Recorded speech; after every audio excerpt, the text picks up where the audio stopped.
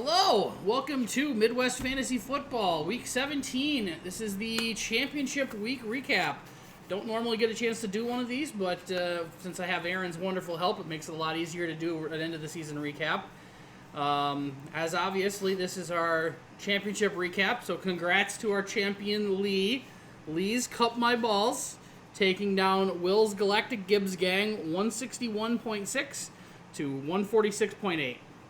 Yeah, great game. I think Lee had the highest scoring player in the couple games that mattered here with Higgins at 43.1. Huge boost there. Obviously made a lot of difference. Bucky 26 points, Patrick 26 points. Really the only down and out player was Cooper Kupp, only getting 4 points. That hurt a little bit, but obviously didn't have a big impact. And then looking at Will, had a couple big players also, right? Gibbs, Ertz, the Baltimore defense. It's great that you have a defense on your bench that scored 20 points and it still wasn't the best. Yeah, it was defense. the right one to leave on the bench, which is pretty impressive. Yeah, only really negative there was Connor, getting 2.8 points, and his other 12 points wouldn't have been enough. It would have gotten close, but yep.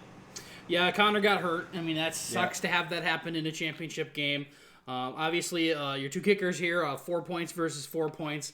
But yeah, both defenses actually, 18 points versus 21 points. Heck of a battle there. So this is Lee's first championship, so congratulations on that. It's been a long time coming. You were been the league punching bag for a lot of years because you had never won any money for so many years, and now you got a championship. So congratulations, buddy. All right, so is that what I got to do? Is keep going a few more years without winning anything, and then you'll get a championship. All right, good. It does not work shit for me or for Chris. Me and Chris are the only two original members of the league from when it was founded 13 years ago who have not ever won a championship and not ever won a deuce. So we have nothing. We are solidly in the middle of the pack. So, yeah. All right, third place game. That was myself. I lost to Ethan's pretty good team, 160.2 over my Detective Pikachu, 132.2. I thank you for not making it close, because then I couldn't be mad about it. So, kicked my ass. Yeah, this was another fun. I mean, Brock Purdy, right? 33 points. That guy has had some really killer weeks this year. McMillan at 23 points. Another good defense, 21 points for Miami. Really, the only downer on Ethan's team was Blackshear with only 2 points at running back.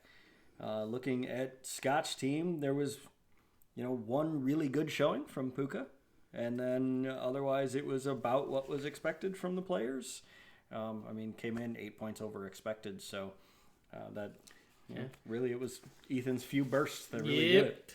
I did call out, and Ethan also came up to me afterwards and said, congrats on, or I congratulated him on the win. He's like, just so you know, I had to cut both the Niners defense and the Niners kicker because otherwise I wasn't going to beat you. And I think that Jake Moody guy had like 3 missed field goals and a missed extra point, and it would have been a rough go for him, but wasn't really a problem in this particular matchup. So at least he finally recognized that he has to get rid of some 49ers. Diversification is usually in your favor. Well. So, all right, and finally over to our deuce matchup. Coming in with a win, Tom's back to being an ex-bridesmaid over Aaron. Hurts what I'm deucing. Fitting name as you are our new deuce. So congratulations for that.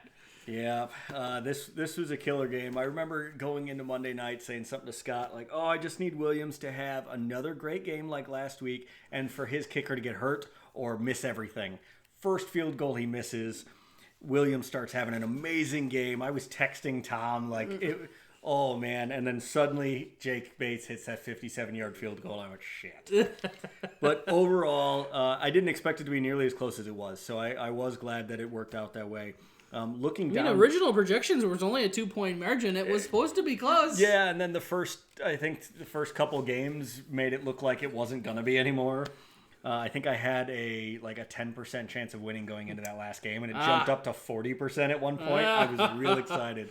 One more pass, and I would have been taking the lead. But looking at Tom's line, it's fun kind of going from the top down, right?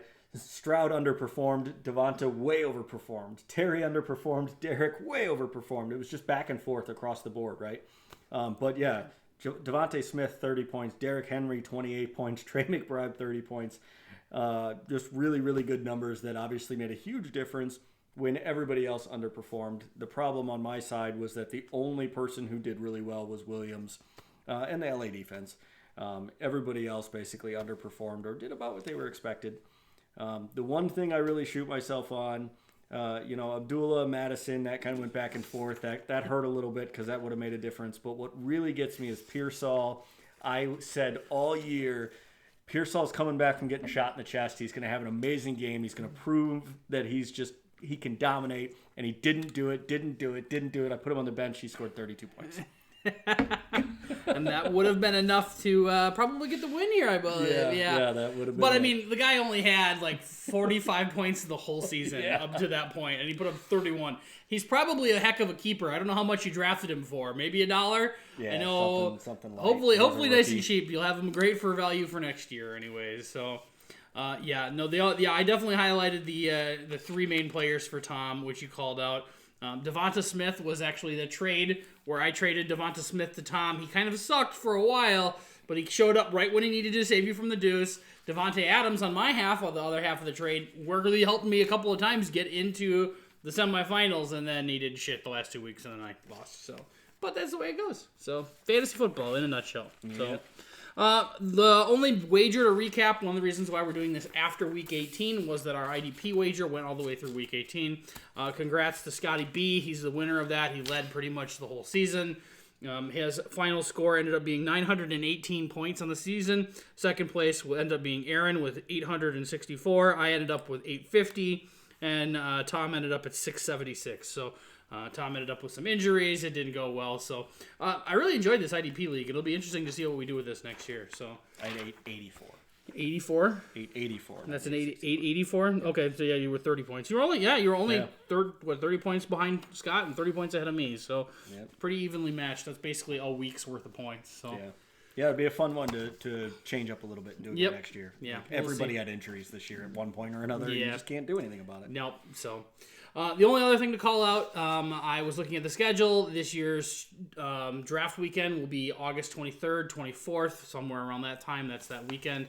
It's the weekend before Labor Day, as always. Labor Day. Labor Day's in September. Memorial Day's in May. I always get those backwards. So, other than that, I don't have anything else. Aaron, anything you want to weigh in on? Nope. Good year, everybody. Thank you, everybody. Thanks for Aaron for joining this year. Thanks, Nick, for joining this year. Thanks, Ricky, for joining this year. Thanks, Ethan, for sitting in this chair over here and making snide comments the one night. So, we'll see who wants to join in for next year, and we'll see you around. Yep. Boo Tom. Boo Tom.